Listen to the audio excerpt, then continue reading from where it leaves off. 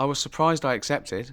Uh, well, I knew NBC wanted me back. They told me straight after last year's ceremony. Maybe it was just after the ratings came in. It did quite well. I thought Hollywood Foreign Press would be a bit of a challenge, you know. I mean, it's their party as well, and if they don't want me to host their party, that's fine. There'd be no, hard feelings. But they've got to know that I'm going to do the same again.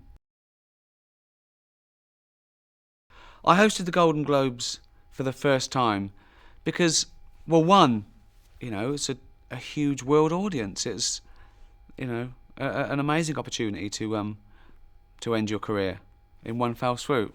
That's all I do these days. Things that could possibly be the end of my career. Although, for the last 10 years, there hasn't a week gone by where one journalist hasn't said this is the end of his career, which is always good fun. I'm loving the backlash.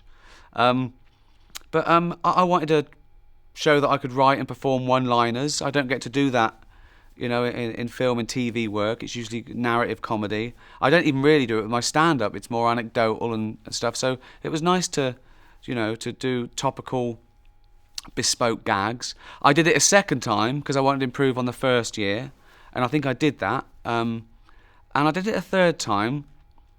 One, because it's so much fun. It's so much fun. For 3 hours, I'm the most feared man in Hollywood. I did it because I'm a comedian and I want to make people laugh. I didn't get the it's mean-spirited. I was surprised with the controversy. Usually you have to kill someone to get that much press in America. But I was trying to make people laugh, and it wasn't a room full of wounded soldiers. It was a room full of people who pretend to be someone else all day. I was teasing them, But yeah, I want to do it because I'm a comedian. And if I'm being honest, I said I wouldn't do a third. There was a part of me that did a third to shut those people up that said he'd never be invited back. So as soon as I wanted to prove it. But it's going to be the same. It's going to be the same, They're not going to hear my jokes beforehand. I'm going to say exactly what I want. It's live. Anything can happen. And I'm going to make the same decision as I made last year. Do I pander to the 200 privileged millionaires in the room, or do I do it for the people watching at home? There's no contest. It's that one. And joking aside, win, lose or draw, it doesn't make any difference to me. I do the Golden Globes for fun, like some people play golf. Come Monday morning, I'll be writing something else. I create my own labour. I'm not beholden to any of those people in the room. I don't have to watch what I say outside my own morality. And I'm not one of those comedians that thinks that, comedy is your conscience taking a day off. My conscience never takes a day off. What did I say that was that bad, And everything I said was sort of true. So I think that's important for a comedian. So I'm going to be as funny as I can. I'm not going to go out to shock or annoy or be controversial. I never try and offend. That's too easy. But if someone's offended by what I do, I don't apologise for it. Just because you're offended, it doesn't mean you're right. And it's comedy, So I'd suggest to anyone in the room, get over yourselves. Just laugh.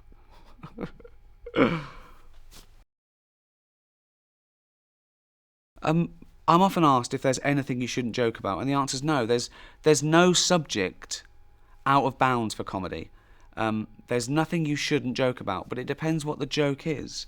Comedy comes from a good or a bad place, and I think I do deal in taboo subjects very often. I often, expose the elephant in the room, but people often make the mistake of the target of a joke with the subject of a joke, and they're not the same.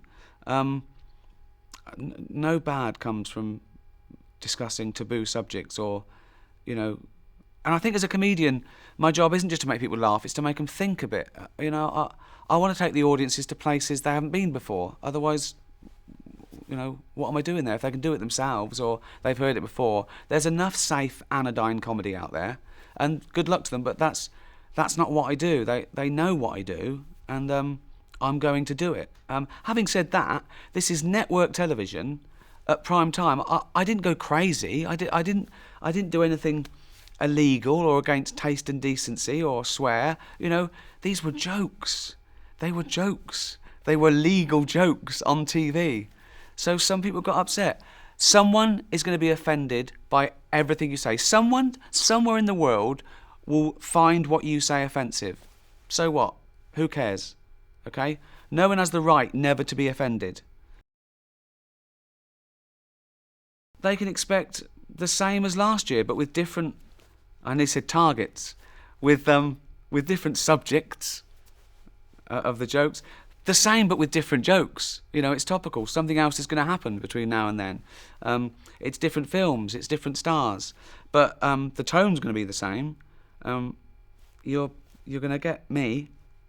But yeah, maybe they might be a little bit more chilled out about it this year, or not. Whatever. I don't care.